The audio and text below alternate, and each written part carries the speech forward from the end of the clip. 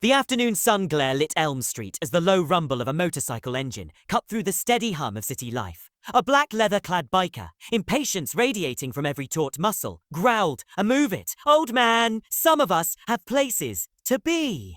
With ruthless casualness, he shoved 80-year-old Arthur Pendleton off the sidewalk curb. Arthur's hand scraped raw concrete, yet not a sound escaped his lips. He simply steadied himself, wincing only in silence, and watched the bikers retreating back. No other retreating back. Behind that mocking laughter lay a challenge. Respect for elders, especially those who'd once served, was non-negotiable. And before that hour was out, the biker would discover why.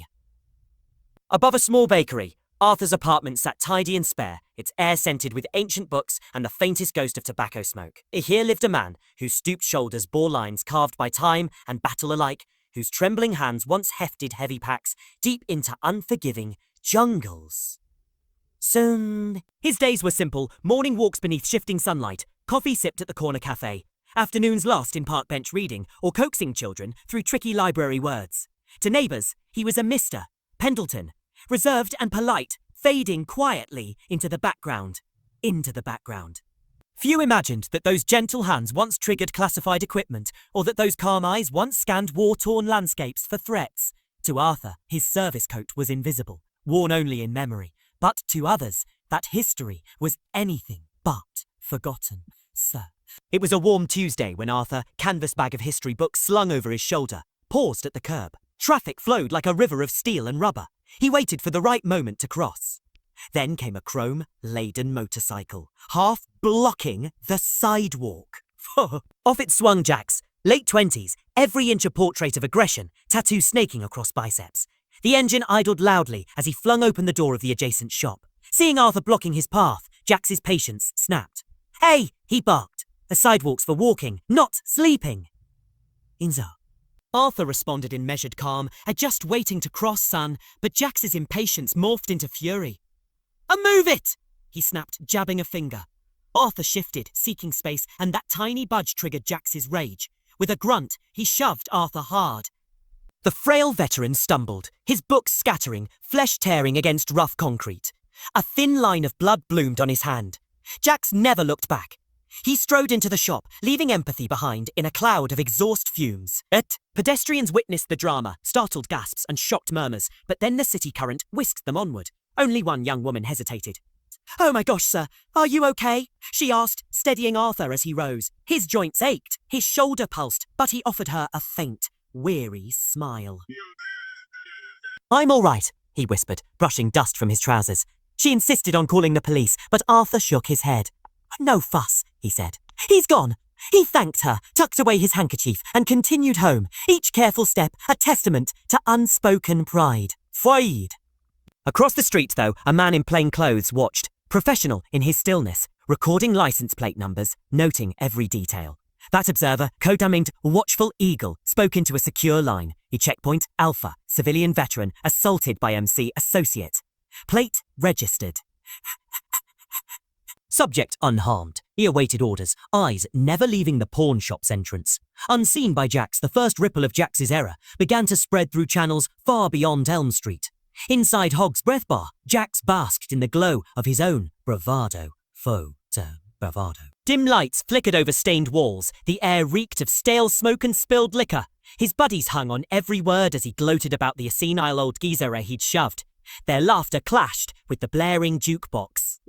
Outside, a panel van, unmarked, ordinary, crept into view, two men stepping out with toolboxes and examining a utility pole.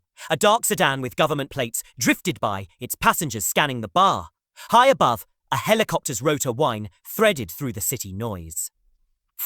None of it registered to Jax. He was too busy embellishing his tale, each beat of his story a drum of false triumph. Then the front door swung open and the jukebox died. Two men in dark cargo pants and fitted jackets filled the doorway, their calm presence sucking the air from the room.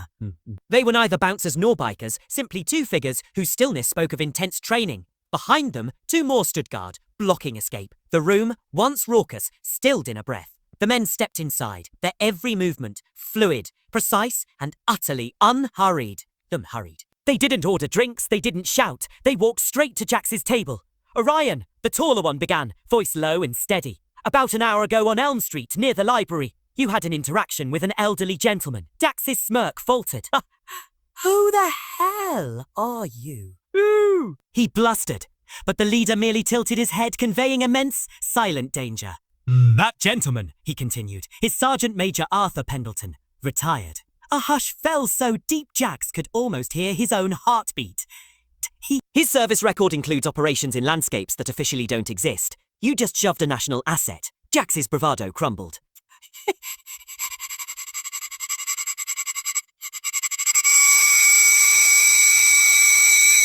The second operative added, he bled for people like you, endured hardships you can't imagine, all because he crossed a street.